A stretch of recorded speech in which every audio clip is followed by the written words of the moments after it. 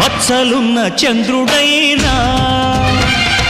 పచ్చి విసపు నాగులైనా చంతను చేర్చే దేవా మా చింతలు తీర్చగరావా నెర నమ్మిన దైవం నీవే రాయుడా ముక్కోటి వేల్పులలోన ముక్కోపి నువ్వే అయినా ఎలుగెత్తి పిలవంగానే పలికేర ఇంకెవరైనా మా తల్లి తండ్రి దైవం నీవే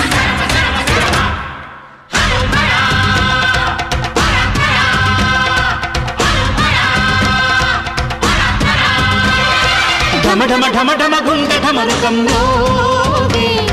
గణ గణ గణ గణ గొంతు గంటగా